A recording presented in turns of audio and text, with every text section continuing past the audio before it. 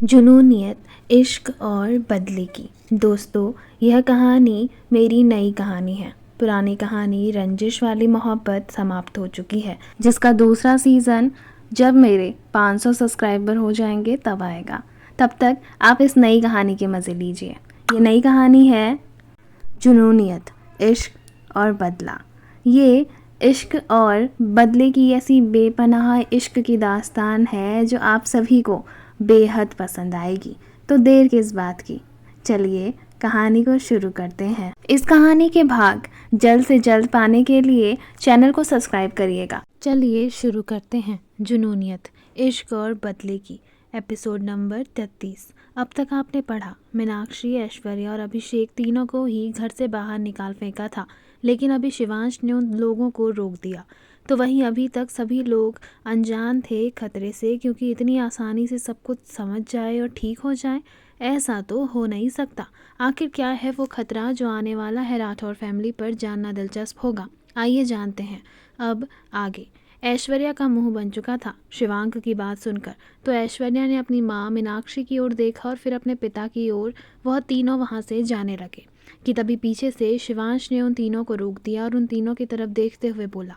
शिवांश बोला, रुक जाओ, मेरी बात ना अभी शुरू हुई है और ना अभी ख़त्म, और मेरी बात ख़त्म हुए बिना कोई नहीं जा सकता यहाँ से। अभिषेक को ये सुनकर एक उम्मीद की किरण दिखी कि शायद अब शिवांश उसकी कुछ मदद करे, इसलिए वह बड़ी आशा और उम्मीद से शिवांश की ओर देख रहा था। शिवांश फिर बोला, अभिषेक, मुझे तो तुम्हारे दिवालिया होने की सच्चाई बहुत पहले ही पता चल चुकी थी, लेकिन तुम इतना गिरे हुए निकलोगे ये नहीं पता था। अब कहने सुनने के लिए कुछ बचा नहीं है। मैं अब बस तुमसे लास्ट बात कहना चाहता हूँ, और वह बात यह है कि रिद्धि और शिवांक की शादी 1 हफ्ते के अंदर अंदर ही होगी, और तुम इस शादी से दूर ही रहो तो ज़्यादा अच्छा होगा। और वैसे भी इतना तो मुझे पता है कि तुम्हारी सच्चाई जानने के बाद रिद्धि भी खुद नहीं चाहेगी कि उसकी शादी में तुम और तुम्हारी फैमिली शामिल हो। अभिषेक ने यह सुना तो वह हैरानी से शिवांश को देख रहा था। उसे अंदाज़ा भी नहीं था कि शिवांश उसे शादी में आने से मना कर देगा। कहाँ वो ये सोच रहा था कि शिवांश क्या पता रिद्धि को मनाए, लेकिन यहाँ तो उल्टा ही हो गया। इसलिए अब वह मीनाक्षी और ऐश्वर्या को लेकर वहाँ से रवाना हो रहा था। पर जाते जाते मीनाक्षी रिद्धि की ओर देखकर मन ही मन में न जाने उसे कितनी गालियाँ दे रही थी। ये देखकर नानी जी गुस्से से मीनाक्षी को घूरते हुए देखकर बोली। नानी जी बोली, जाते जाते एक बात याद रखना तुम तीनों, अगर तुम लोगों ने रिद्धि की ओर बुरी नीयत से आंख उठाने की कोशिश भी की ना, तो मैं तुम तीनों का वो हाल करूंगी कि तुम जिंदा रहने पर पछताओगे।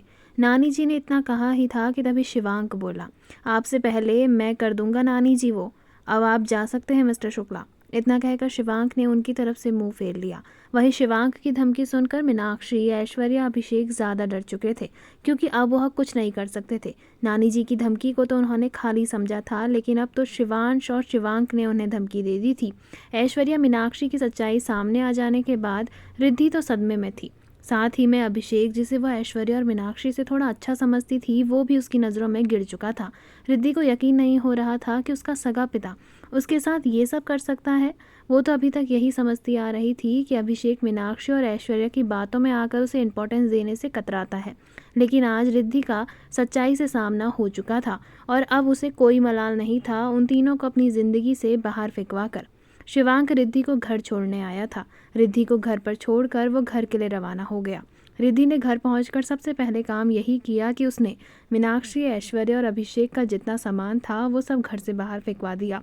वह तीनों ही एक उम्मीद लेकर कि शायद उन्हें रिद्धि माफ़ कर दे, इस उम्मीद में घर आए, लेकिन गार्ड्स ने उन्हें अंदर नहीं आने दिया, बल्कि उनका सारा सामान बाहर रास्ते पर फेंकवा दिया। अपना सामान रास्ते पर दिखा देख वो तीनों हैरानी और गुस्से से ज़्यादा भरे हुए थे, लेकिन अब वह कुछ नहीं कर सकते थे। रिद्धि ने उन लोगों को वहाँ से निकलने के लिए और अपना ठिकाना कहीं और ढूंढने के लिए कह दिया। वह तीनों अपना समूह लेकर और सारा सामान लेकर वहाँ से दूसरी ओर रवाना हो गए। हालांकि अभिषेक का जो बिजनेस था वो काफ़ी कम ग्रोथ चल रहा था, इसलिए अभिषेक के पास जितने पैसे उसने उसी क्षमता के हिसाब से एक छोटा सा घर खरीदा, लेकिन वो घर बहुत छोटा सा था। ऐश्वर्या और मीनाक्षी के लिए तो कुछ ज़्यादा ही छोटा हो चुका था। मीनाक्षी, ऐश्वर्या दोनों को रईसी में रहने की आदत हो चुकी थी और अब उन दोनों को ही अपनी रईसगिरी छोड़कर एक छोटे से मकान में सरवाइव करने के लिए जाना पड़ा, जहाँ ना तो कुक थी और ना ही कोई काम वाली। सारा काम अब दोनों को अकेले ही करना पड़ता। वह दोनों की हालत अब खस्ता हो चुकी थी। उन्हें अंदाज़ा भी नहीं था कि अर्श से फर्श तक वह इस कदर गिर जाएंगे। सभी लोग आज के तमाशे से बहुत ज़्यादा परेशान हो चुके थे, लेकिन सब कुछ इस बात की खुशी थी कि चलो अंत भला तो सब भला। आखिरकार मीनाक्षी, ऐश्वर्या और अभिषेक की सच्चाई रिद्धि के सामने आ ही चुकी थी। इस बात से सब खुशी मना रहे थे। साथ ही में रिद्धि की शादी की खुशी भी सबको खुश कर रही थी। थोड़ी देर बाद सभी लोग अपने अपने कमरे में आराम करने के लिए जा चुके थे। आखिर कल से शादी की तैयारी जो शुरू करनी थी, इसलिए हर कोई शादी की तैयारी में लगने के लिए अपने आप को पूरे तरीके से बिना थके हुए तैयार करने के लिए आराम करने जा चुका था। पर कोई था जिसकी आंखों से नींद, आराम सब जा चुका था। नींद उसकी आंखों से कोसों दूर थी और आंखों में आंसू लिए और गुस्से से भरी हुई लाल आंखें उसे सोने नहीं दे रही थी। वह कोई और नहीं बल्कि शिवन्या थी। शिवन्या, जिसे ये बात बिल्कुल बर्दाश्त नहीं हो रही थी कि श्रेयांश की शादी हो चुकी है। कहाँ वो श्रेयांश से अपने दिल की बात कहने वाली थी, कहाँ उसे एक ज़ोरदार झटका मिल गया। शिवन्या ने सोच लिया था कि वो मान्या को अपने और श्रेयांश के बीच नहीं आने देगी। हालांकि शिवन्या दिल की बहुत अच्छी थी, लेकिन अब उसके सर पर श्रेयांश को पाने का एक अजीब सा भूत सवार हो चुका था और इसमें उसकी मदद करी थी उसके पिता ने। उसके पिता ने सालों पुरानी घटना को आधार मानकर शिवन्या को राठौर फैमिली के खिलाफ कर दिया था। अपने कमरे में सभी सामानों को वो तितर बितर करके शिवन्या बिस्तर पर ही बैठे अपने हाथों में अपनी और श्रेयांश की कॉलेज टाइम की पिक्चर्स लिए उस तस्वीर को बड़े ही अजीब तरीके से निहार रही थी। उसका पागलपन उस समय साफ दिख रहा था। उसने सोच लिया था कि वह किसी भी कीमत पर श्रेयांश को अपना बनाकर रहेगी, इसलिए उसने चाल चलनी भी शुरू कर दी थी। मान्या को वो श्रेयांश की ज़िंदगी से निकालने के लिए कुछ बड़ा करने वाली थी। शिवन्या ने अपने फ़ोन में सगाई की तस्वीर देखी तो उसकी नज़र मान्या और श्रेयांश की तस्वीरों पर आकर रुक गई। वह देखकर, जो कि एक दूसरे के हाथों में हाथ पकड़े बड़ी खुशी से मुस्कुरा रहे थे, उन दोनों को देखकर साफ पता चल रहा था कि वह दोनों के बीच में कितना प्यार है। लेकिन ये खुशी शिवन्या से बर्दाश्त नहीं हो रही थी। वहीं उसने दूसरी फ़ोटो देखी जिसमें मान्या के घर वालों के साथ बड़ी खुशी से वो शामिल थी। शिवन्या ने उस तस्वीर को देखा और फिर वह खुद से बोली। शिवन्या बोली, मैं तुम्हें कभी खुश नहीं रहने दूंगी मान्या। इस तस्वीर में होने का हक सिर्फ मेरा है। श्रेयांश की ज़िंदगी में रहने का हक भी सिर्फ मेरा है। मैं अपना हक किसी भी कीमत पे नहीं छोड़ती हूँ। मैं तुम्हें कभी खुश नहीं रहने दूंगी और ना ही श्रेयांश की ज़िंदगी में रहने दूंगी। इतना कहकर शिवन्या अजीब तरीके से उस तस्वीर को निहारने लगी। वहीं दरवाजे पर खड़ी शिवन्या की माँ अपनी बेटी के पागलपन को देखकर दुखी थी। वह किसी भी कीमत पर शिवन्या को इन सब से दूर रखना चाहती थी, पर उनको समझ नहीं आ रहा था कि वह सब ये कैसे करें। खैर, रात बीती और सुबह की पहली किरण ने सभी को जगा दिया था। तो वहीं दूसरी ओर राठौर मैंशन में मान्या और श्रेयांश की सुबह भी हो चुकी थी। पर यह सुबह पहले की तरह एक दूसरे से लड़ते हुए नहीं, बल्कि एक दूसरे के साथ प्यार भरी बातों से गुजर रही थी। मान्या श्रेयांश के लिए उसकी कॉफ़ी बनाकर लेकर आई तो श्रेयांश ने मान्या का हाथ पकड़कर उसे बिस्तर में भींच लिया। तो काफ़ी देर एक दूसरे के साथ रोमांस करने के बाद श्रेयांश ने मान्या को जाने के लिए छोड़ा। मान्या और श्रेयांश के बीच रिश्ता सुधर रहा था और ये देखकर घर वाले भी खुश थे। वहीं दूसरी ओर रिद्धि के साथ उसके नाना नानी, मामा मामी और उसके बच्चे उसी के घर में रुके हुए थे। रिद्धि इस समय अकेली थी और उसे सबसे ज़्यादा ज़रूरत उसके परिवार की थी। ये बात समझकर वह रिद्धि को अकेला नहीं छोड़ना चाहते थे, इसलिए उन्होंने रिद्धि के साथ रहने का फैसला किया। रिद्धि भी अपने नाना नानी जी से मिलकर बहुत खुश थी। सालों बाद वह दिन आया था जब रिद्धि अपनी नाना नानी के साथ मिलकर ढेर सारी बातें कर रही थी। घर में शादी की तैयारियां जोरों शोरों से चल रही थी। शादी में कम ही दिन बचे हुए थे। मेहमानों को इनविटेशन भेजा जा रहा था, होटल्स बुक कराए जा रहे थे, रिश्तेदारों के लिए रिटर्न गिफ्ट तैयार किए जा रहे थे और सभी घर वाले अपनी अपनी शॉपिंग में रमे हुए थे। हर कोई शादी से बहुत खुश था। रिद्धि भी अभिषेक, मीनाक्षी और ऐश्वर्या को याद नहीं करना चाहती थी, इसलिए उसने उन पर ध्यान देना ही बंद कर दिया।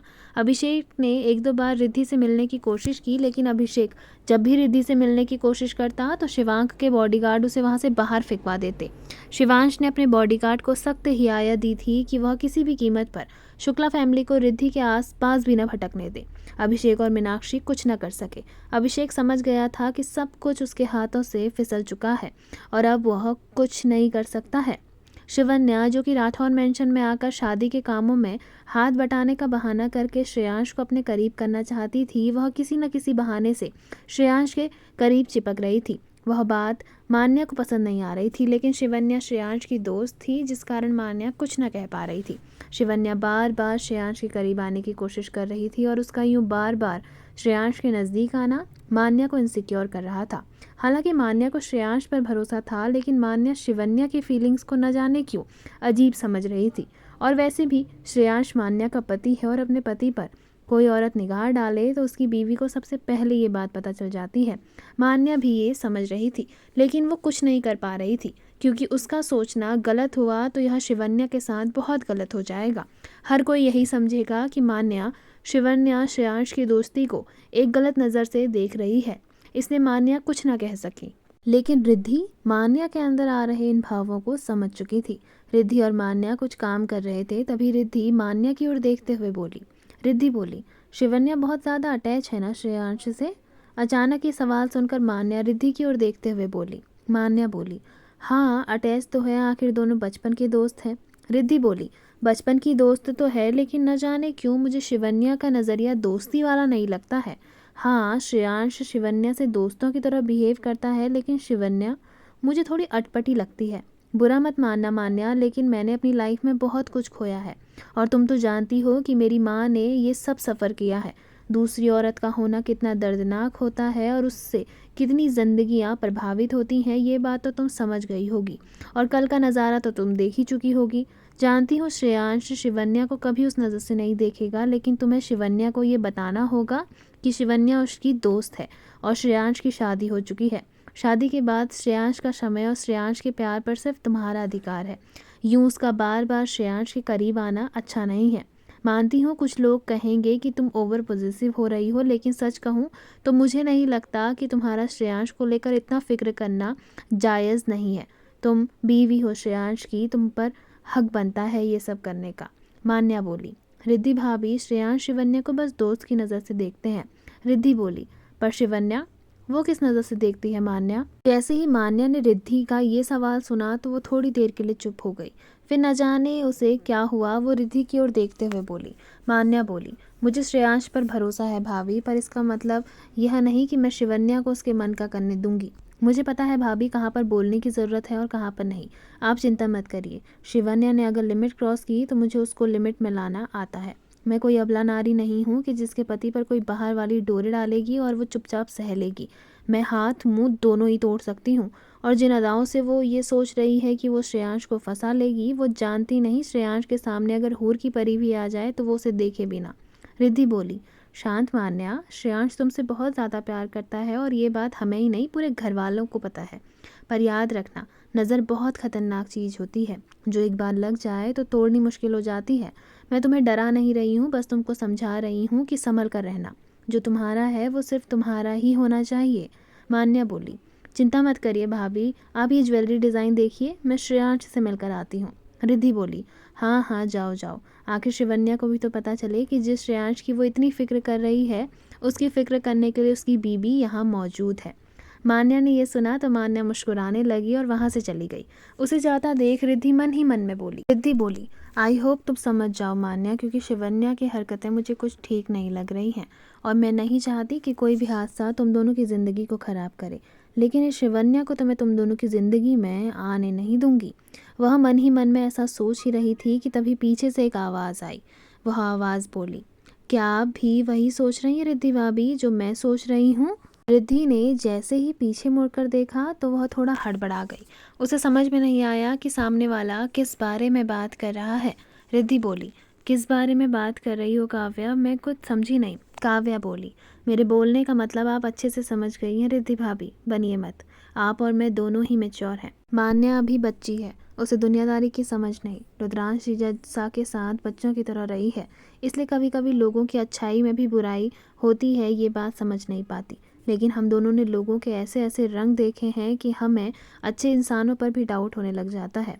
रिद्धि काव्या से बोली, कभी कभी ये डाउट करना सही भी होता है। तुम बताओ, तुम्हारी वो सौतन अब ठीक है? काव्या ने जैसे ही ये सुना तो वो मुस्कुराई और बोली। काव्या बोली, आपको कैसे पता कि मेरी सौतन यहाँ आई हुई है? जैसे ही काव्या ने यह सवाल किया तो रिद्धि मुस्कुराते हुए काव्या को देखकर बोली। रिद्धि बोली, अरे मेरी प्यारी देवरानी जी, शिवांक ने बताया था श्रुति के बारे में। बस सचमुच मुझे ना वो लड़की बिल्कुल पसंद नहीं है, और अभी तो मैं उससे मिली भी नहीं हूँ। अभी से मुझे वो पसंद नहीं आई है तो मिलकर कहीं मैं उसके बाल ना खींच दूँ। काव्या ने ये सुनकर ज़ोर से हंसी और काव्या बोली, भाभी आप भी ना फिलहाल तो शार्विल जी और मम्मी जी ने उसे किसी और गेस्ट हाउस में शिफ्ट कर दिया है। मम्मी जी नहीं चाहती थी कि वो हमारे घर में रहे, और सच कहूँ तो मैं भी नहीं चाहती थी। वो तो पता नहीं क्यों मुझे उसका दर्द देखा नहीं गया, और इंसानियत के नाते हम उसे यहाँ ले आए। एक बार वह ठीक हो जाए तो उसे उसकी माँ के पास भेज दूँगी। रिद्धि बोली, फिर भी तुम्हें नहीं लगता कि तुम्हें श्रुति की माँ को इस बात के बारे में पहले ही बता देना चाहिए था? अरे वो उसकी माँ है, और अपनी बेटी क्या ध्यान रखने के लिए वो आ नहीं सकती? काव्या बोली, पहले भी मैं यही सोच रही थी, लेकिन श्रुति ने हमें मना कर दिया कि आंटी जी ने बड़ी मुश्किल से उसे पढ़ने के लिए बाहर भेजा है, और अगर उन्हें उसके एक्सीडेंट का पता चलेगा तो शायद वह उसे अपने पास हमेशा हमेशा के लिए बुला देंगी। रिद्धि बोली, एक काम करो, 1 हफ्ते बाद उसकी माँ को बता देना। 1 हफ्ते में तो उसकी तबीयत में काफ़ी सुधार आ जाएगा, और आधा सुधार तो शायद उसकी तबीयत में ये सुनकर ही आ जाए कि वह तुम दोनों के साथ मुंबई आ गई है। काव्या बोली, मैं सुबह मिलने गई थी तब तो ठीक लग रही थी, लेकिन डॉक्टर ने पैरों को आराम देने के लिए कहा है तो कुछ कह नहीं सकते हैं। और शार्विल जी से मिलना चाहती थी, लेकिन मैंने मना कर दिया, कह दिया कि शार्विल जी घर पर नहीं हैं, वो राठौर मेंशन गए हुए हैं। ये सुनकर तो उसने मुंह बना लिया, तो मैं तभी समझ गई थी कि हो ना हो उसका इरादा कुछ ठीक नहीं। पर क्या करें, अब अगर उसे इस हालत में घर से बाहर निकाला तो सब हमें ही बुरा समझेंगे, और कहीं ऐसा ना हो जाए श्रुति को बात बनाने का मौका मिल जाए। पर अब इतना तो मैं समझ चुकी हूँ कि श्रुति इतनी आसानी से हार मानने वालों में से नहीं है। काव्या बोली, वाह मेरी देवरानी, यही उम्मीद थी तुमसे। सही में पता नहीं ये शौतन नाम की बला हमारी जिंदगी से कब जाए। देखो, तुम्हारी जिंदगी में श्रुति नाम की बैठी हुई थी, मेरी जिंदगी में मेरी ही सौतेली बहन बैठी हुई थी, और यहाँ देख लो मान्या को, यहाँ पर तो किसी को कोई एहसास ही नहीं। कोई बात नहीं, हम इतनी आसानी से इन दोनों के बीच में किसी को आने थोड़ी ना देंगे, और इस शिवन्या को तो बिल्कुल भी नहीं। सुबह से हर काम में ऐसे इंटरफेयर कर रही है जैसे इस घर की बहू यही हो, और सारी जिम्मेदारी इसके सर के ऊपर हो।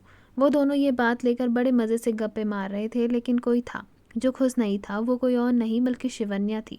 शिवन्या किसी काम में लगी हुई थी, लेकिन मान्या भी उसी काम में आ गई, तो श्रेयांश का सारा ध्यान मान्या की ओर चला गया। ये बात शिवन्या बर्दाश्त नहीं कर पा रही थी। शिवन्या मान्या की ओर देखते हुए मुस्कुरा कर बोली। शिवन्या बोली, मान्या वैसे भी बहुत काम है, शादी वाला घर है और बहुत सारे काम होते हैं, तुम कुछ और कर लो, ये काम मैं कर लूँगी। मान्या बोली, शिवन्या मैं इस घर की बहू हूँ, मुझे पता है कि घर में क्या क्या काम हो रहे हैं, और रही बात इस काम की, तो ये काम ऑलमोस्ट हो ही चुका है। शिवन्या बोली, अच्छा कोई बात नहीं, फिर तो हम कोई और काम कर लेते हैं। क्यों श्रेयांश, तुम मेरी मदद करवा दोगे ना? जैसे ही श्रेयांश कुछ बोलने वाला था कि तभी मान्या बोली, सॉरी शिवन्या, दरअसल मुझे श्रेयांश से कुछ ज़रूरी बात करनी थी। ये काम ख़त्म करने के बाद मैं श्रेयांश को अपने साथ लेकर जाने वाली थी। सॉरी, पर श्रेयांश तुम्हारी मदद नहीं कर पाएगा। पर यहाँ पर और लोग भी हैं, एक काम करती हूँ, मैं काव्या भाभी को बोल देती हूँ, वो तुम्हारी हेल्प करा देंगी। तभी श्रेयांश बोला, हाँ शिवन्या, मान्या ठीक कह रही है, तुम कोई और काम कर लो, ये काम बस होने वाला है, इसे मैं और मान्या आसानी से और आराम से कर लेंगे। मान्या ने शिवन्या को वहाँ से भेज दिया, क्योंकि मान्या श्रेयांश से एक सवाल करने वाली थी, इसलिए मान्या ने मौका देखकर श्रेयांश से वो सवाल भी कर दिया। मान्या की बात सुनकर शिवन्या कुछ न कह सकी, और वहाँ से नकली मुस्कान के साथ उठकर बाकी के कामों में लग गई। लेकिन उसका ध्यान मान्या और श्रेयांश पर ही लगा हुआ था। वह उन दोनों को खुश देखकर बिल्कुल खुश नहीं हो पा रही थी। पर क्या करें, मान्या का ध्यान भी रह रहकर शिवन्या पर ही जा रहा था। वह जानना चाहती थी कि आखिर शिवन्या के दिमाग में क्या चल रहा है। तभी मान्या ने एकदम से श्रेयांश से कुछ सवाल किया, लेकिन वो श्रेयांश से घुमा फिरा कर बात करने लगी। मान्या बोली, श्रेयांश एक बात पूछूं? श्रेयांश बोला, मेरी जान, एक क्या तुम 10 बात पूछो। मान्या बोली, 10 नहीं, तुम एक ही बात बताओ। श्रेयांश बोला, पूछो तो सही जाने मन। मान्या बोली, शिवन्या का कोई बॉयफ्रेंड है? मतलब अब तो शिवन्या की पढ़ाई भी पूरी हो चुकी है, तो शिवन्या का कोई शादी का इरादा है या कोई बॉयफ्रेंड? तुम तो शिवन्या के दोस्त हो, तुम्हें तो पता ही होगा, बस इसलिए पूछ रही हूँ।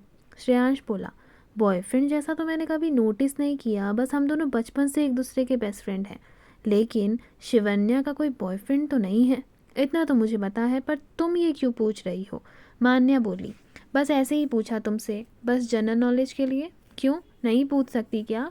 श्रेयांश बोला, जाने मन, तुम सब कुछ पूछ सकती हो, छूट है तुम्हें।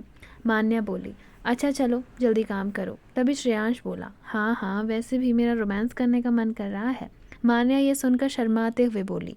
मान्या बोली, शर्म कर लो थोड़ी, सब देख रहे हैं, क्या सोचेंगे?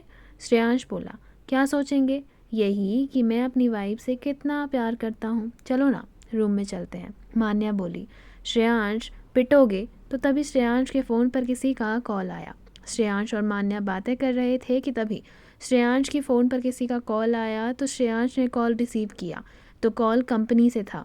अर्जेंट उसे कंपनी जाना पड़ा। मान्या ने यह सुना तो श्रेयांश की ओर देखते हुए बोली। मान्या बोली, तुम कंपनी जाओ, अगर मेरी ज़रूरत पड़े तो मुझे बता देना। श्रेयांश बोला, ठीक है, मैं तैयार हो जाऊंगा, फिर तुम्हें मेरे साथ चलना पड़ेगा। मान्या बोली, श्रेयांश, मैं काम में लगी हुई हूँ, जाओ जल्दी से तैयार होकर आ जाओ। श्रेयांश बोला, अब तो जाना ही पड़ेगा, बीवी ने स्ट्रिक्ट ऑर्डर दे दिया है। मान्या बोली, बीवी ने ऑर्डर इसलिए दिया है क्योंकि आपका काम पर जाना बहुत ज़रूरी है, तो पतिदेव चलिए जाइए। श्रेयांश बोला, बीवी का हुक्म सर आँखों पर। इतना कहकर श्रेयांश वहाँ से मुस्कुराते हुए अपने कमरे की ओर चला गया तो वहीं मान्या उसे जाता देख मुस्कुरा रही थी। लेकिन शिवन्या उन दोनों के बीच की इस मजाक मस्ती और प्यार भरे पल को देखकर अंदर ही अंदर जल रही थी। शिवन्या ने मौका देखा कि सभी लोग अपने कामों में लगे हुए हैं तो उसने थोड़ी देर इधर उधर देखा और चुपके से श्रेयांश के कमरे में चली गई, जहाँ श्रेयांश पूरी तरीके से तैयार हो चुका था। शिवन्या ने दरवाजे से श्रेयांश को एक नज़र निहार के देखा तो वो उसमें खो सी गई। तभी उसने देखा कि श्रेयांश अपनी टाई लगा रहा है, लेकिन उसे टाई नहीं बद रही क्योंकि श्रेयांश की टाई मान्या ही बांधा करती थी। बीते कुछ दिनों से जब से उसने मान्या के बीच में सब कुछ ठीक हुआ है तब से श्रेयांश ने टाई पहनना फिर से शुरू कर दिया। कॉलेज टाइम में यहाँ तक कि जब श्रेयांश और मान्या लंदन में थे तो मान्या का ये फेवरेट काम होता था श्रेयांश को टाई पहनाना। मान्या अक्सर कहा करती थी कि शादी के बाद वो रोज़ श्रेयांश को टाई पहनाकर कंपनी भेजेगी। जब भी श्रेयांश टाई पहनने के लिए टाई हाथ में लेता तो उसकी और मान्या की कही बातें उसे याद आ जाती, जिसे याद करके वो मुस्कुराने लगता। जब से उन दोनों के बीच सब कुछ ठीक हुआ है तब से उसकी खुशी और ज़्यादा बढ़ चुकी थी। बचपन से लेकर स्कूल टाइम तक उसकी टाई शिवांगी बांधा करती थी या फिर कभी रवीना बांधा करती थी। फिर थोड़ा बड़ा हुआ तो टाई बांधने का काम रुद्रांश और शिवांक ने संभाल लिया। आद्या श्रेयांश से काफ़ी दारदार टेस्ट थी तो श्रेयांश ने अपने छोटे मोटे कामों का सारा भार आद्या के ऊपर दे दिया। आद्या को भी श्रेयांश की केयर करने में बहुत मज़ा आता था। श्रेयांश आद्या का सबसे लाडला भाई था। आद्या बहुत प्यार करती थी श्रेयांश से, लेकिन शादी के बाद ये काम मान्या ने अपने हाथों में ले लिया। लंदन से लेकर शादी हो जाने तक मान्या ही श्रेयांश को टाई पहनाती थी और ये उसका फेवरेट काम था। क्या शिवन्या और श्रेयांश समझ पाएंगे कि शिवन्या जो चाहती थी कि श्रेयांश और मान्या के बीच में दूरियां पैदा हो जाए, यह उसका पहला कदम है। क्या वह इसमें कामयाब हो पाएगी, जो हम जानेंगे कहानी के आने वाले भाग में। आपको कहानी का यह भाग कैसा लगा कमेंट सेक्शन में कमेंट करके ज़रूर बताइएगा। वीडियो पसंद आई हो तो वीडियो को लाइक करिएगा, शेयर करिएगा, कमेंट करिएगा और बेल आइकन दबाकर चैनल को सब्सक्राइब ज़रूर करिएगा।